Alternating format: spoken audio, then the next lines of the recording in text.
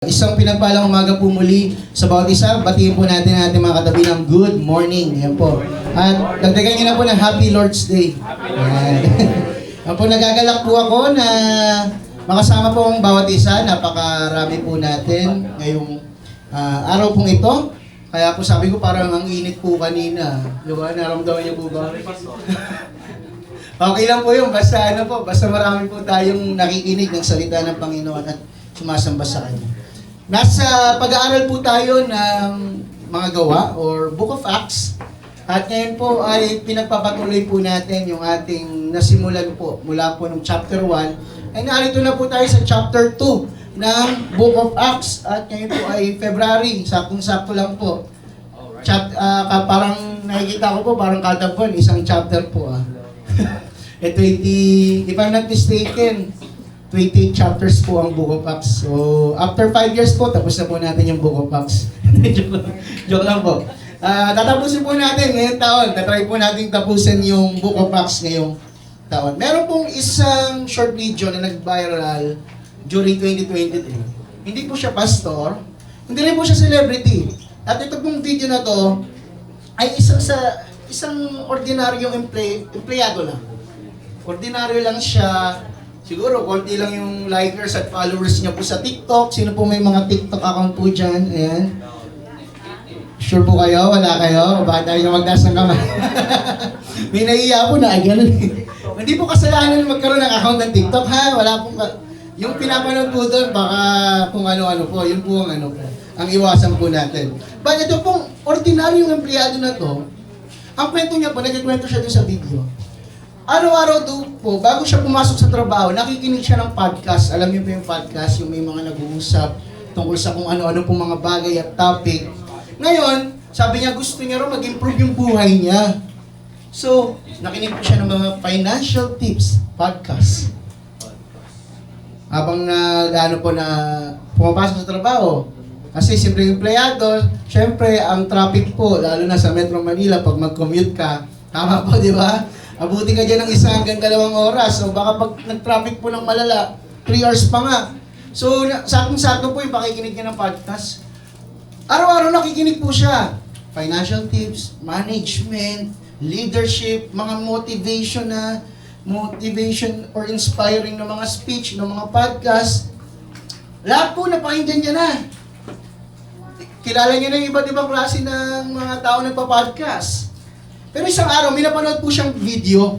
Ang sabi po doon, you don't lack information.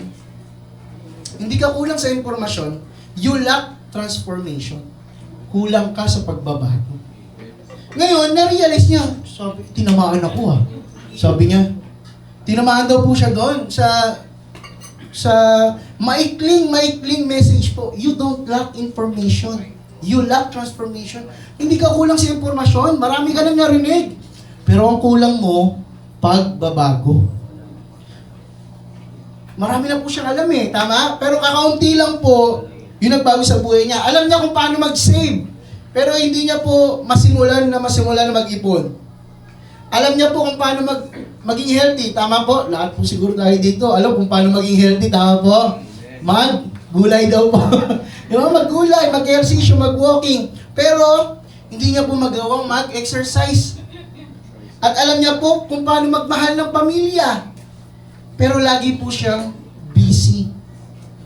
Sometimes, mga kapatid, sabay si Pastor, ang aga-aga Sometimes, mga kapatid, alam po natin, naririnig po natin, paulit-ulit sinasabi ng Pastor, but still, hindi po natin kayang ilagay o i-apply sa ating po mga buhay. Tama po ba?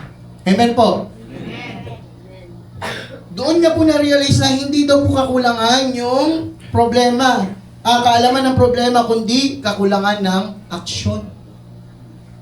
And mga kapatid, marami po sa atin, minsan, ang spiritual life natin, marami na po tayo narinig na preaching. Ay, narinig ko na yan, yung sinabi ni Pastor. Ay, naulit na yan, yung sinabi ni Pastor. Pero hindi po ba natin nare-realize na baka kaya pinaparinig ulit ng Panginoon sa atin is because hindi pa po natin na i-apply sa ating mga buhay. Amen? Amen. Bakit magtaka po tayo kung bakit pinapaulit-ulit sabihin ng pastor. Ibig sabihin may mensahe ang Panginoon mismo sa iyo na may kailangan kang gawin. Ang tanong po sa atin, next slide, may nabago ba?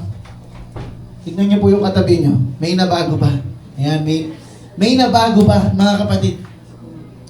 Sa Acts chapter 2, may mga tao ring maraming alam tungkol sa Diyos. Nakasama po nila ang ating Panginoon 3.5 years plus resurrection pa po, mga kapatid. Religious po sila. Umatin po sila ng temple gatherings. Nagdiriwang din po sila ng Pentecost. Pero nang magsalita si Peter, may nangyari pong kakaiba. Nung nag-sermon po si Peter, may nangyari kakaiba. Hindi lang po sila nakinig, tinamaan po sila. At yan po ang goal ko po ngayong umaga. Tamaan po tayong lahat. Hindi po kayo lang, tayo pong lahat. Kaya sabi po sa social media, aray ko po, di ba? Pagka tinamaan po kayo sa preaching at umaray po kayo, praise God po yun, mga kapatid. Amen? Ibig sabihin, may binabago ang Panginoon sa ating buhay.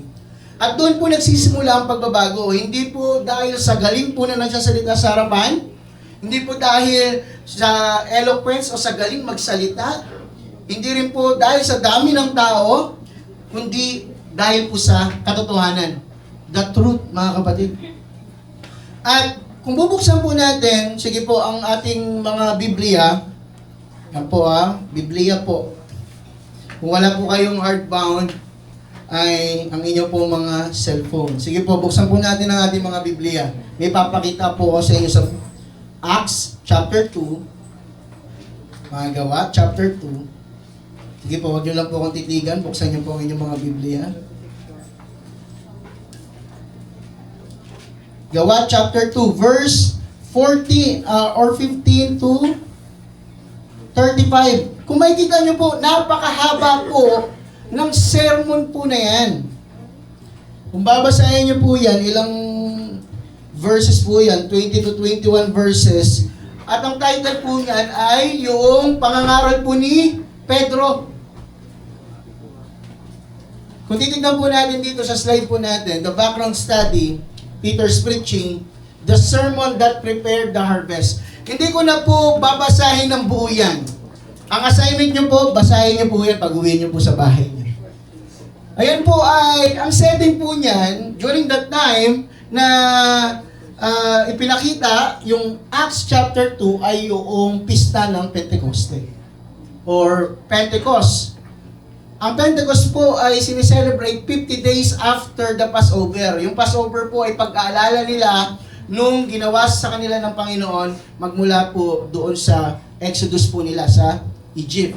Ngayon, 50 days after, ang sineselebrate po nila ay ang anihan ng trigo or harvest of wheat. So ngayon, sineselebrate po nila at binibigay po nila yung first fruit po nila sa templo. And isa pa po na inaalala po nila dyan ay yung pagbibigay ng Diyos ng law doon sa Mount Sinai kay Moses, yung 10 utos. Ngayon, during that time, nagkaroon po ng outpouring ng Holy Spirit. Ang sabi po sa mga disciples, wait lang kayo. Kaya nagtipon po sila sa isang lugar. Ang tawag po sa lugar na yun ay upper room. Nagtipon po sila doon, bumaba ang banal na Espiritu sa kanila at binigyan sila ng abilidad na magsalita sa iba't ibang wika. Ngayon, napansin po ng mga tao sa paligid, sa labas, narinig po nila. Sino yung mga nagsasalita ng kung ano-ano doon? Diba? Hindi naman siya, kunyari po, dialecto, hindi naman siya Bisaya, pero nagsasalita siya ng Bisaya. Hindi naman siya Waray, pero nagsasalita siyang Waray, para mga dialecto po. Hindi naman siya Ilocano, pero nakapag-Ilocano. Magulat po kayo kung si Pastor Emma nag-Ilocano po dito, di ba? Ibig sabihin, nag-speaking in tongues na po ako. Ang tawag po nila ay known tongues. Ngayon, nagulat po yung mga tao. And ang initial reaction po ni Pedro ay magsalita. Nagsalita po si Pedro. At nakita niyo po, sa dami ng tao mga kapatid, alam na, yung iba alam po yung story, na about 3,000 po yung tumalikod sa kanilang kasalanan, nagrepent at nabaptize. Pero I think More than that po yung crowd, mga kapatid. At sa 3,000 na yun, nakita po natin si Pedro, na ano po siya dati? Dininay si Jesus, ngayon po dinideclare si Jesus. Nakita niyo po? The ability of the Holy Spirit, mga kapatid, yung ability ng Holy Spirit na magawa yung isang bagay na hindi mo kayang gawin, ganun po yung ginawa kay Pedro. Si Pedro po ay isang, hindi naman po hama, pero siya po ay mangingisda po. At sa pangingisda, hindi mo naman kailangan gamitin yung iyong boses. Tama po, hindi naman ganun kailangan. Pero dito po makita po natin that the Holy Spirit give him the ability to do that. Tignan niyo po, ito po ang nakita ko po sa preaching sermon ni Peter. Si Peter po, pag may mag-sermon, may structure. Tignan niyo po, may structure si Peter. In-explain niya yung event, in-explain niya yung nangyari, pre-proclaim niya si Jesus, at nagbigay siya ng pruweba. Alam niyo po, kapag aatin po kayo o makikinig po kayo sa social media ng mga preacher, uso na po ngayon yan di ba? Kunyari, Monday to Friday, o kaya hindi ka nakapagsimba ng linggo, face to face. Ano pong gagawin mo? Para makarinig ng word. Pupunta saan? Mag-play sa YouTube po, Filipino Christian Church Manila, yung mini neon lights po. Okay po? Yung po muna, bago po si CF, bago po yung preaching po muna nila, Pastor Eman. Okay po? Kasi pinaghihirapan pong i-upload ng media po natin yun. Alam niyo po, siguro yung media po natin, sawa na sa boses ko po. Kasi, nakwento niya po, na nire-review niya po yun. Kung 40 minutes ang preaching ko, tama, Brother Dex, nire-review niya po yun, word by word. Para pag may mga maling, ikakat niya ng konti, tapos i-coconnect niya po. Kaya nag-effort po yung media po natin, kaya panoorin po natin sa ating YouTube. Mabalik po tayo dito, mga kapatid. Kapag tinignan niyo po yung salita or yung preaching sa labas, dapat po may elemento po nito. May proclamation of Jesus. Kapag ang preaching ay patungkol na po sa sarili o sa buhay ng pastor, hindi ko naman po sinasabing dapat wala ng connection sa buhay ng pastor, pero pag doon na po nakafocus ang preaching, hindi na po preaching yun, mga kapatid. Kailangan po nakafocus kanino po? Kay Jesus. At may pruweba from Scripture. Next slide po, mga kapatid. Scripture-based, Christ-centered, Spirit-empowered, logically structured, and confrontational but redemptive. Kinonfront ka nga ng pastor, pero yung pagkakasabi naman, yung pagkakadeliver ay hindi parang pinag-aralan o pinag-isipan. Ngayon, mga kapatid, ano ba yung laman ng sermon ni Peter at ano po ba yung naging reaction po nung mga nakikinig? Una pong naging reaction po nila, na-convict po sila, number one, conviction. Tatlong C po yan. Okay po, para madali nyo pong maalala. The word cuts the heart. Basahin po natin, Acts 2:36-37. Kaya dapat malaman ng buong Israel na itong si Jesus na ipinako nyo sa krus ay siyang ginawa ng Diyos na Panginoon at Kristo. Yun po yung conclusion ni Pedro. At ito po naging reaction nila. Nabagabag ang kanilang kalooban. Mabigat po na word, nabagabag. Nang marinig ito, kaya tinanong nila si Pedro at ang ibang mga apostol, mga kapatid, ano ang dapat namin gawin? Nabagabag po sila. Napakabigat na word. It cuts to their hearts. Mga kapatid, tandaan po natin na truth, alam niyo po yung kasabihan, truth? Oh, alam mo na po. Truth, ano po? Yan, next slide po. Truth hurts, but truth also heals. Mga kapatid, di ba? Nabagabag po sila, pero ano pong sabi nila? Ano yung dapat naming gawin? May response po. Hindi lang po sila basta nasaktan. Diretso po si Peter magsabi, etong si Jesus na inyong pinako, God made him both Lord and Christ. Kaya nga pagka may tumatanggap, sinasabi po natin that He is the Lord and Savior of your life.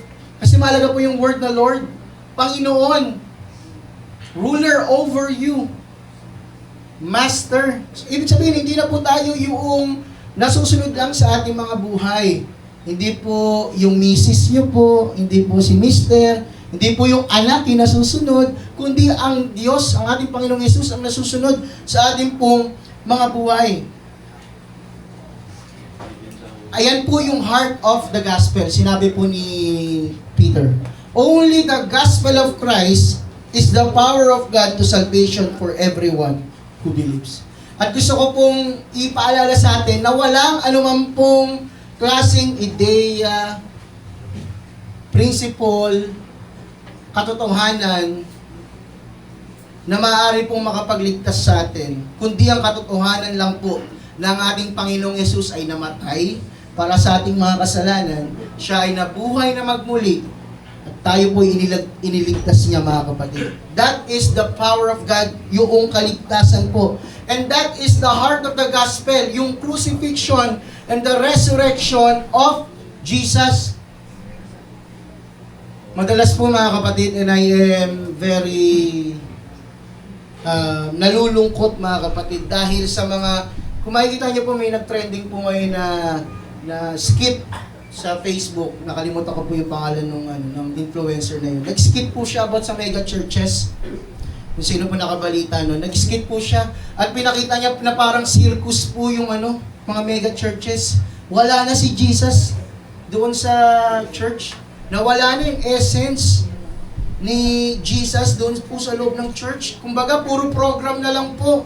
Puro lighting, malamig, maganda, komportable, tapos marami pong mga kung ano-anong entertainment, pero wala si Jesus, mga kapatid. Kapag ganun po ang church, hindi na po yun iglesia. Because church is the body of Christ. Cut to the heart. Ano pong ibig sabihin ng cut to the heart? Ang ibig sabihin po niyan sa Greek word katanuso, meaning stab deeply. Talagang tinusok na matindi. Yung iba po, tinaga, o kaya naman ay pierced. Dalawa po yung magiging reaction ng isang tao kapag nabagabag ang kalooban, kapag ka na-convict. Yung una po, yung condemnation, feeling mo na condemn ka. At kapag ka yung feeling mo na parang na-condemn ka, it pushes you away. It gives shame and calls for defeat. Pero kapag ka na-convict ka, kunyari po sa preaching po ngayon, na-convict ka ng banal na Espiritu, it leads you to God.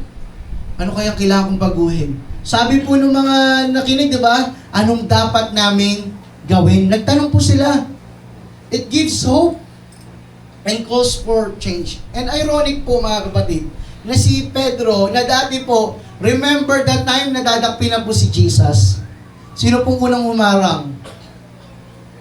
Sino po nakakalam ng storya? Si Pedro po, di ba? Kinuha niya yung tabak ng sundalo, tapos ano pong ginawa niya? Tinagaan niya yung kanang tainga.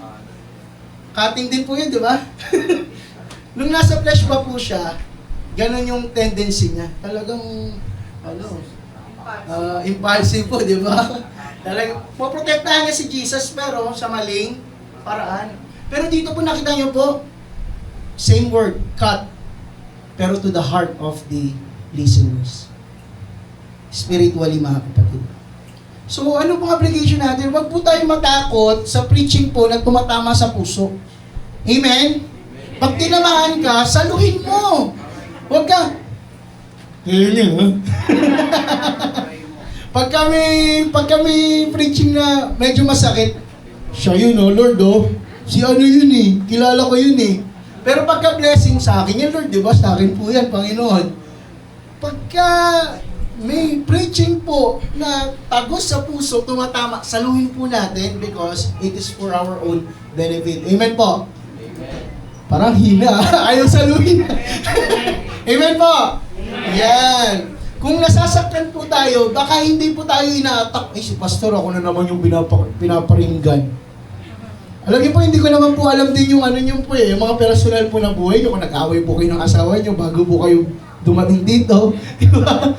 Ibig sabihin, nauusap po ang Panginoon. Kapag ka parang feeling po natin ina-attack po tayo, baka po inaayos po tayo ng Panginoon. Amen? Parang may nagsabi ng truth na matagal mo lang tinatakasan. Di ba may mga ganun po tayong moments, ang tagal po natin iniiwasan, pero alam mong totoo, kaya hindi ka makatanggi. Ang tunay na preaching po, mga kapatid, ay hindi lang po na busog po kayo sa mga mabubulaklak na mga salita. Hindi lang po siya informative, kundi transformative. Sabihin nyo nga po yung word na transform. Ulitin nyo nga po yung mas malakas pa po, transform. Ayan po yung gagawin po natin.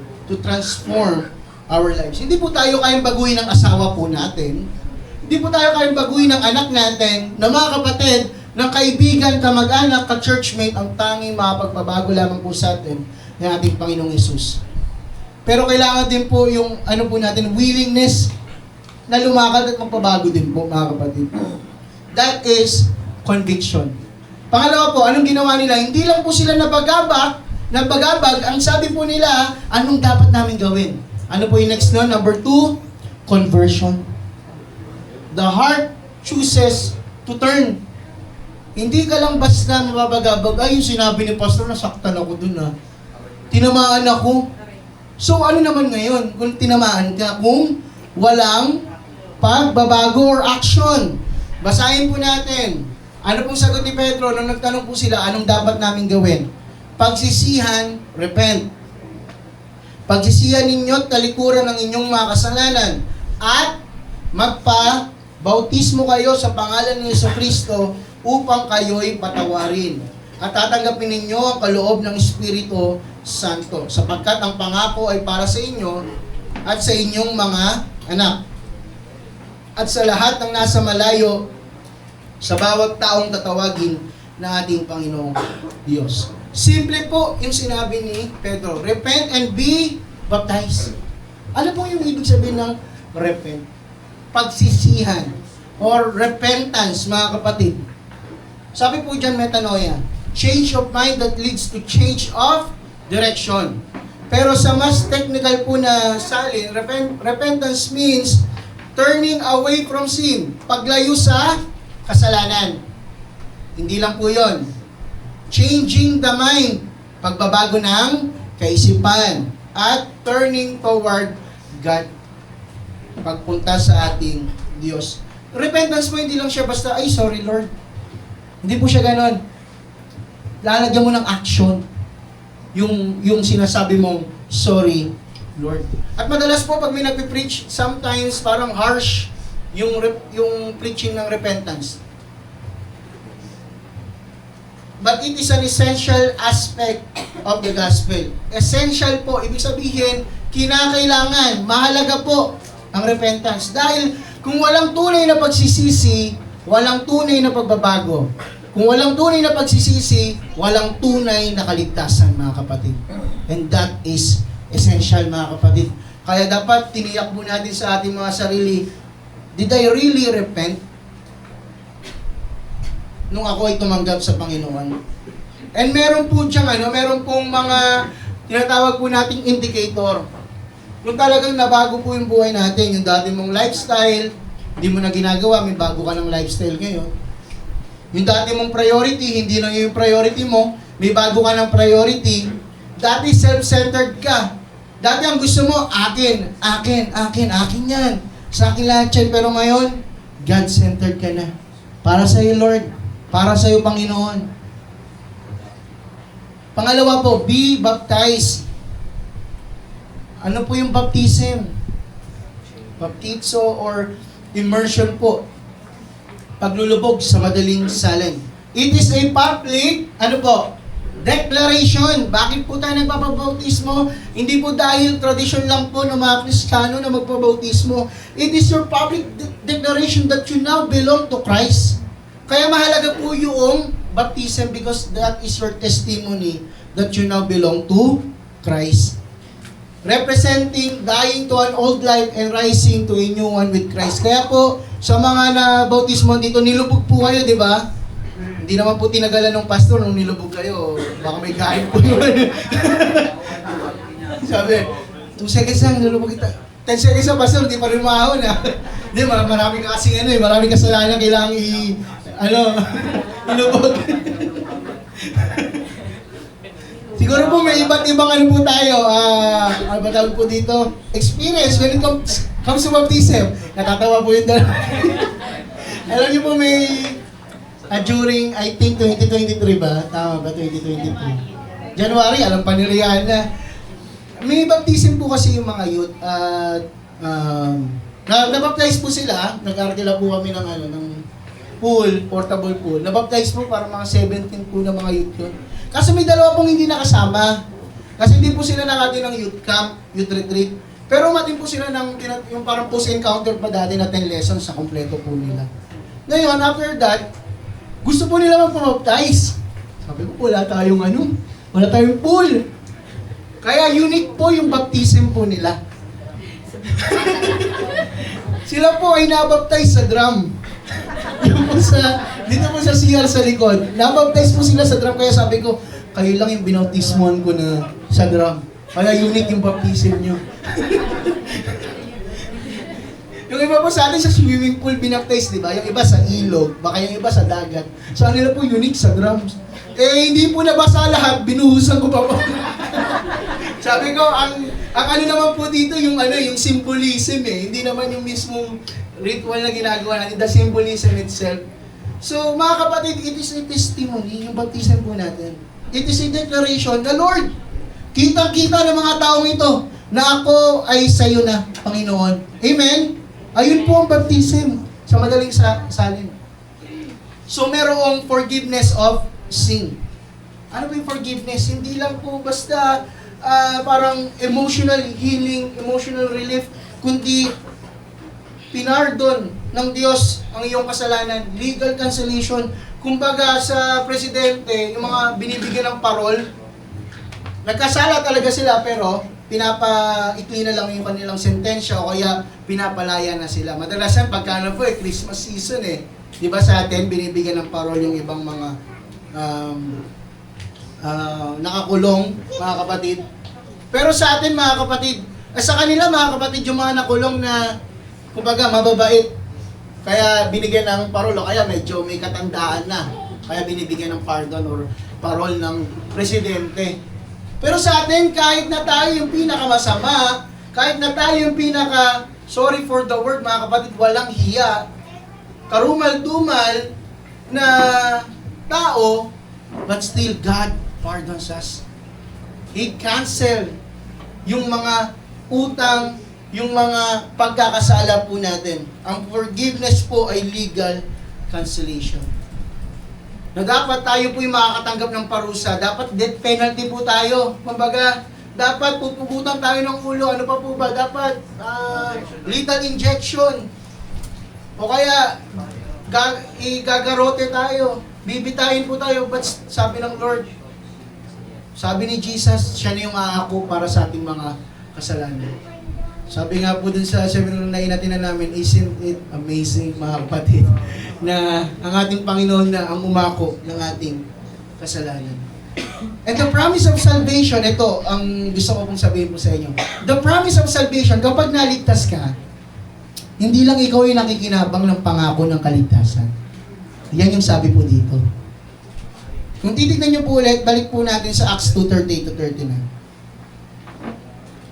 Yung verse 39, ano pong sabi dyan? Sapagkat ang pangako ay para sa inyo at sa inyong mga anak at sa lahat ng nasa malayo sa bawat taong tatawagin ng ating Panginoong Diyos.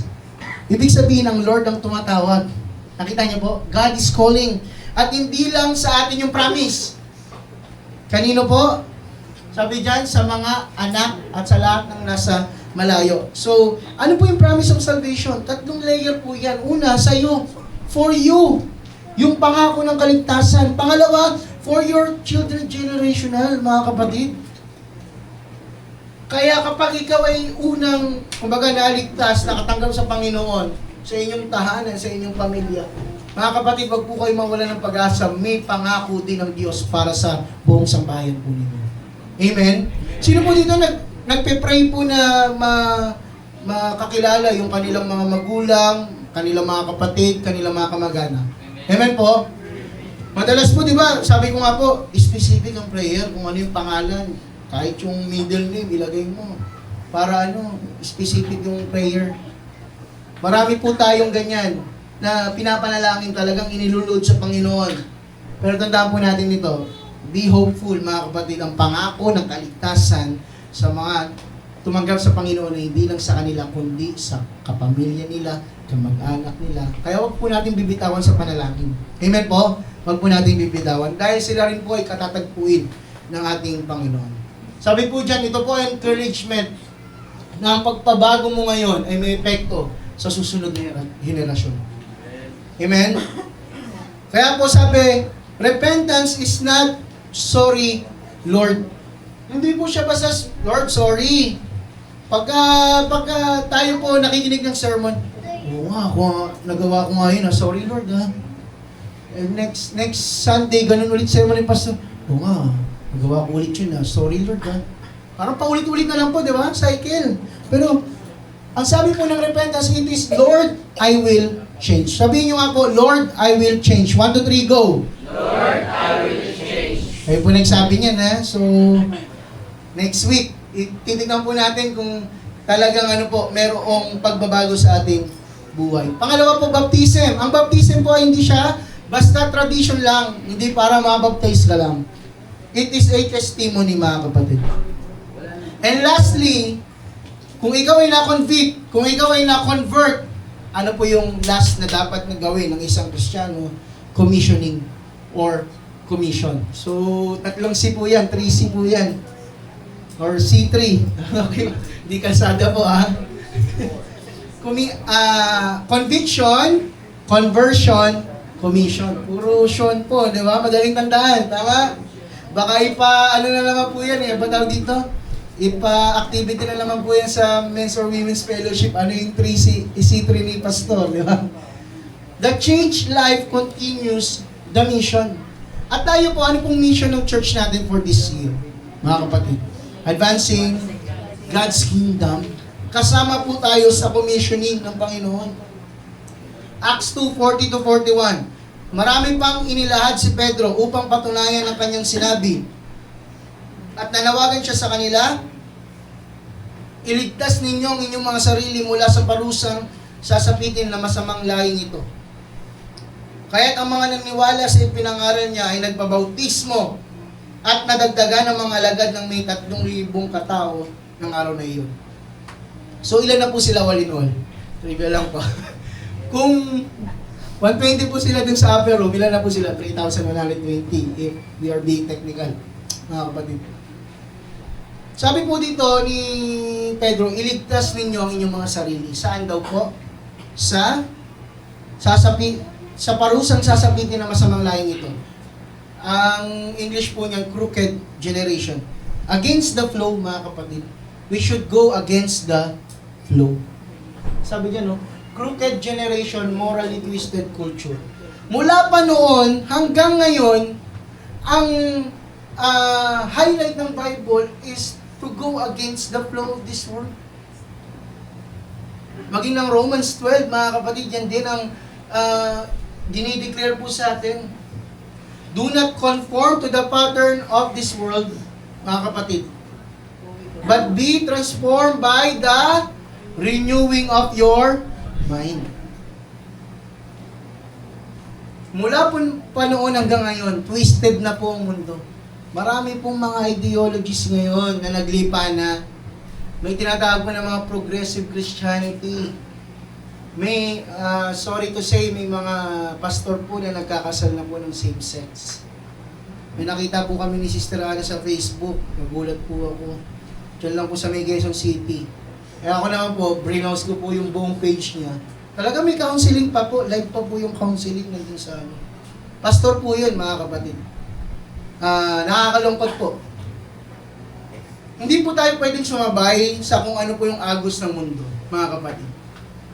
Kung alam po nating mali ang direction. Choose righteousness. Hindi lang sa loob ng iglesia, kundi lalo tigit sa labas. Sa labas po yung battlefield. sa pang-araw-araw po natin na buhay yung battlefield.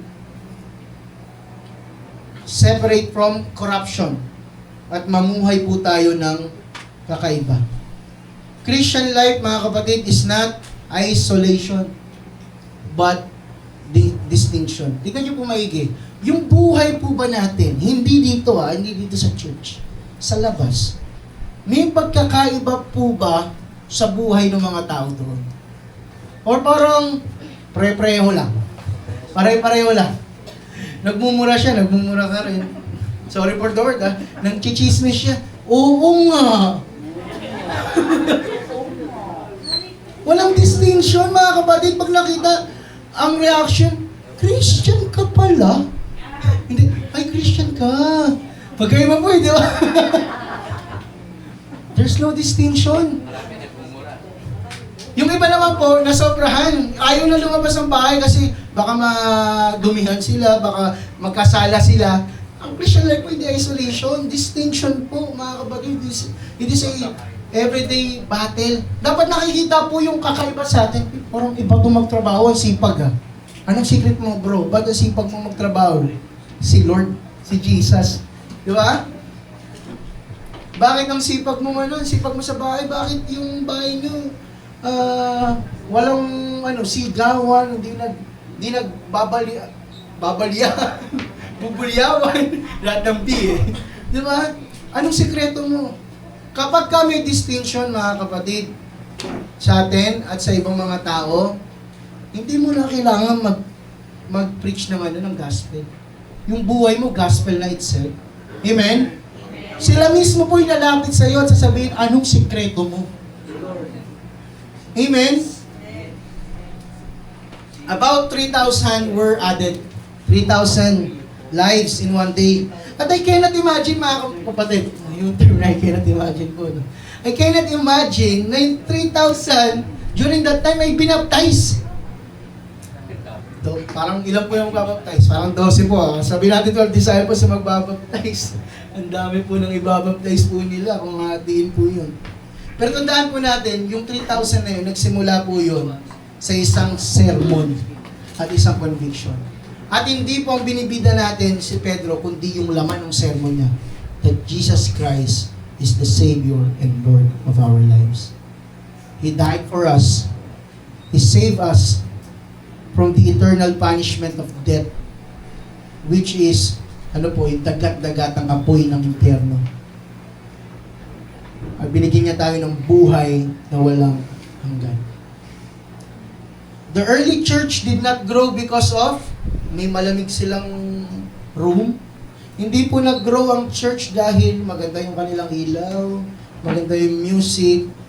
Kumbaga, mga pa yung complementary or supplementary para po sa ating worship experience. Pero sila po ay lumago dahil po saan?